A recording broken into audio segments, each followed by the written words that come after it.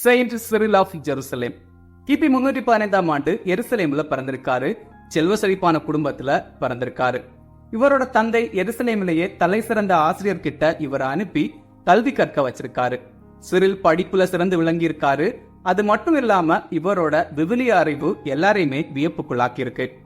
படிப்பு முடிச்சதுக்கு பிறகு சிரில் குருவாகணும்னு ஆசைப்பட்டிருக்காரு.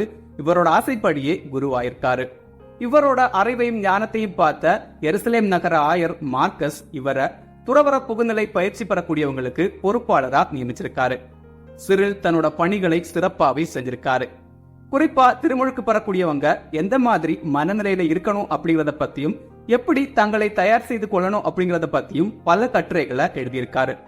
அது கூடவே திவ்ய நற்கருணை பெற்றுக் கொள்ளக்கூடியவங்க எந்த மாதிரி மனநிலையில இருக்கணும் அப்படிங்கறத பத்தியும் பல கட்டுரைகளை எழுதியிருக்காரு. திவ்ய நற்கருணை பற்றி சிறில் அளவுக்கு பேசிய எழுதினவங்க வேற யாருமே இருக்க முடியாது. சிரில் தன்னோட பணிகளை சிறப்பாவே செஞ்சிட்டு இருந்திருக்காரு. திடீர்னு ஒரு நாள் எருசலேமோட ஆயர் மார்க்கஸ் இறந்து போயிருக்காரு. எருசலேமோட புதிய ஆயரா சிரில் நியமிக்கப்பட்டிருக்காரு. அந்த காலத்துல கிறிஸ்தவத்துக்கு எதிரான ஆரியனிசம் எருசலேம்ல வேகமா பரவியிருக்கு. சிரில் ஆரியனிசத்தை கடுமையா எதிர்த்திருக்காரு. இது கூடவே எருசலேம்ல பெரும் பஞ்சம் ஏற்பட்டிருக்கு. மக்கள் உணவு கூட இல்லாம ரொம்பவே கஷ்டப்பட்டிருக்காங்க. சிரில் ஆலய சொத்துக்களை விற்று அதன் மூலமா கிடைச்ச பணத்தை வச்சு மக்களுக்கு உணவளிச்சிருக்காரு.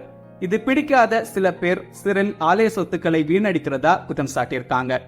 அதுக்கு சிரில் திருச்சபையும் மக்களும் வேறு அல்ல, மக்களோட தேவைக்காக திருச்சபையின் ஆலய சொத்துக்களை விற்று உதவி செய்யறது தவறில்ல அப்படின்னு சொல்லியிருக்காரு.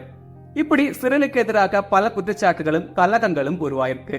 ஒரு கட்டத்துல 3 தடவை நாடு கடத்தப்படக்கூடிய சூழலுக்கு தள்ளப்பட்டிருக்காரு சிரில்.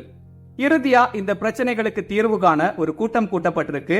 அந்த கூட்டத்துல சிரிலோட வாதம் சரி அப்படின்னு ஏற்றுக்கொள்ளப்பட்டிருக்கு.